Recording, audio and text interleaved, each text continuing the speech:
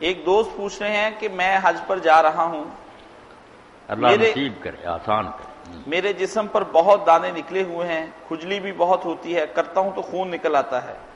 احرام کی حالت میں کیا میں نیچے سے زیر جامہ اور بنیان پہن سکتا ہوں کہ احرام کو خون اور پیپ نہ لگے؟ نہیں، کپڑے پہننے کی ضرورت نہیں، باقی کھجلی آپ کریں، کھلے دل سے نا جتنا جی چاہے خارج کریں، خون نکالیں، بالکل زخم ہو جائیں، کوئی احرام میں سے خرابی نہیں آتی۔ بہت شدت کے ساتھ بھی کھجلی کرنی پڑے کر، خون بھی نکلے تو کوئی بات نہیں۔ تو مولانا زیر جامہ پہننے کی اجازت ہے اسلام؟ زیر جامہ جو ہے نا، یہ عام طور پر تو لوگ کہتے ہیں کہ انڈر ویئر نہ پہن، مگر حضرت عمر بن عائشہ رضی اللہ عنہ کے بارے میں آتا ہے کہ جو ان کے خادم تھے نا، وہ جب ان کا حوض تھا جو سواریوں پر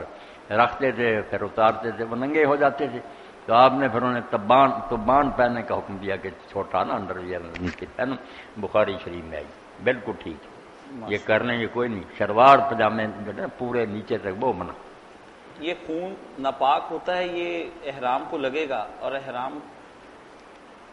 احرام اگر بدلنا بھی چاہیں نا ہم، کوئی چیز اس کو لگ گئی تو وہ اتار کرنا، یا کچھ کپڑے زائد بھی رکھنے چاہیے، یا ایک بھی ہو تو دھو کر اس کو خشک ہونے دیں پھر دوبارہ پہن لیں، کوئی نہیں، وہ چمٹ نہیں گئے۔ جو کہتے ہیں نا احرام باندھ لیے، ہم سمجھتے ہیں کہ کچھ کپڑے ہیں جو جسم کے ساتھ باندھ لی،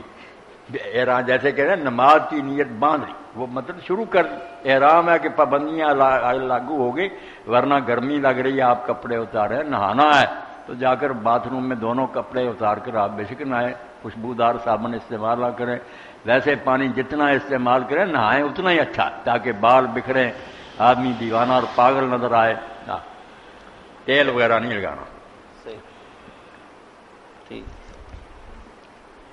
چاہیے۔ ان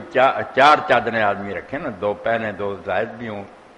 بدلنی پڑے بدل لے۔ جی ارشاد صاحب پوچھتے ہیں مولانا صاحب آپ خون کے بارے میں بات ہوگی نا تو بعض چیزیں جو ہم لوگوں کے خلاف جاتی ہیں کہ خون کوئی ناپاک نہیں سوائے خون حیض کی، بچیوں کو جو خون آتا ہے وہ ناپاک ہے، اس کو کہا گیا کھرچ کر دھوئیں، بعد میں اس کو صاف کریں۔ باقی بکروں کا خون، ہمارا خون، یہ پینا کھانا حرام ہے، مگر ناپاک کوئی نہیں، لگتا رہا جسم یا کپڑے کو پلید نہیں ہو، یہ بھی بات بولیں درمیان میں